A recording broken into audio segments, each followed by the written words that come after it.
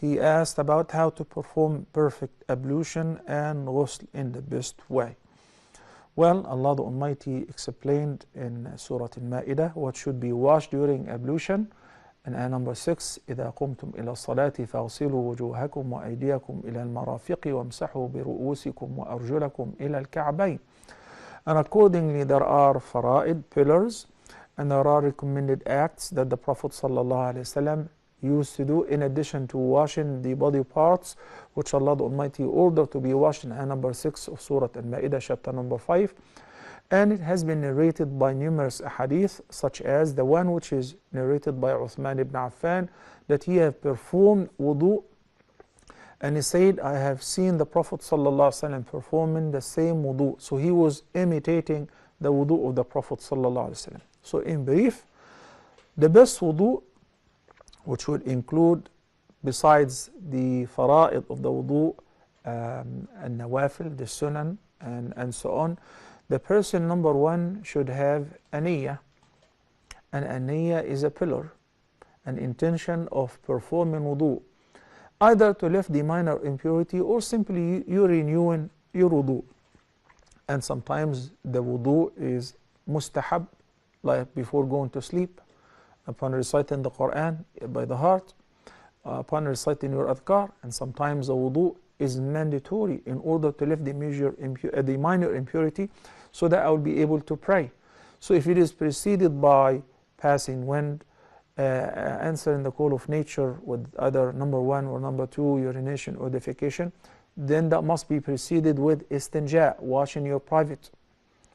Then you making an intention and making the tasmiyah in the beginning of your wudu. Making the tasmiyah. The Prophet ﷺ said, any act that does not begin with the name of Allah is abtar, is cut off, is disconnected, is deprived from any blessings. But the scholars said if the person forgot to say it, then his wudu is valid. He can say it even in the middle. But if you remember, then you must say al-basmala in the beginning, Bismillah, and you wash your hands. Then you do al-madmadatu wal-istinshaq simultaneously. I mean, you fill your palm with water, and you do madmada, you take a sip of water, and with the rest, you sniff a little bit of water, and you do istinshaq while you're rinsing your mouth. So you spit out the water which you rinse your mouth with, and you blow your nose, and you do that once or twice or 3 times. So with the same handful of water, you take some to your mouth and some to clean up your nose, then you blow it, and you clean up your nose, and you rinse your mouth, or you gargle, and you spit out the water. Then afterward, you wash your face. اغسلوا وجوهكم. That is the first pillar. يا أيها الذين آمنوا إذا قمتم إلى الصلاة فاغسلوا وجوهكم.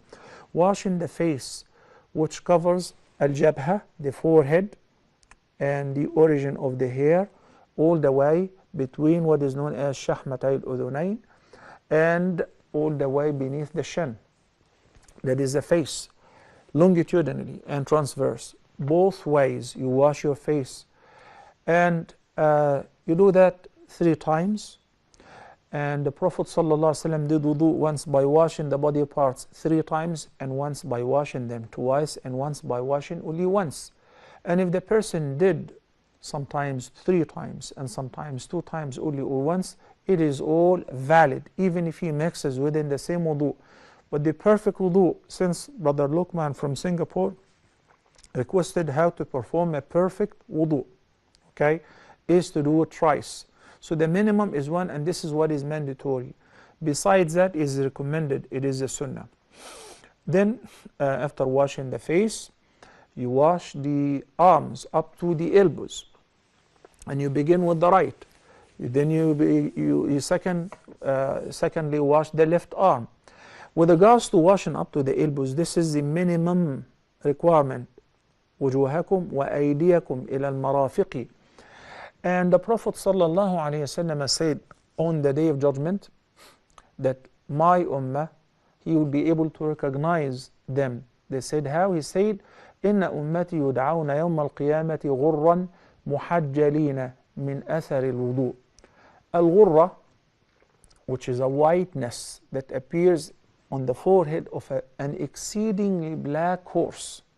You know, when you have an Arabic horse worth $1 million or so, very expensive, and with a beautiful white spot on the forehead, that's plus, okay? And muhajjalin, at-tahjil is the white color on the legs and the arms of the horse, the exceedingly black horse. The meaning of that is that on the Day of Judgment, the Ummah of the Prophet, peace be upon him, as he used to perform wudu very oftenly, the body parts which they used to wash during wudu will appear with light, will be lit and illuminating. غُرًّا مُحَجَّلِينَ مِنْ آثَارِ الْوُضُوء.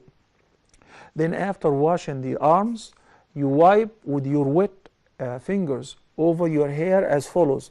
Once you go back with your wet hands and you do your ears, the inner part and the outer part of your ears, and you can bring your hands back, and that is how you wipe over them. Then you wash your feet, the right foot first, then the left foot second, and up to the ankles. The ankles are the two bones projected on both sides of one's foot. And you make sure when you're washing your hands, you do takhlil, which wash between the fingers. And when you wash your feet, you wash between the toes. You put your fingers between the toes. When it comes to the feet, exceeding the ankles and washing a little above that would also give you the quality of at-tahjil. The light would appear on that part. Washing the arms up to the elbows, as we said. But if you go further, this is plus, and this is recommended, as the Prophet ﷺ said.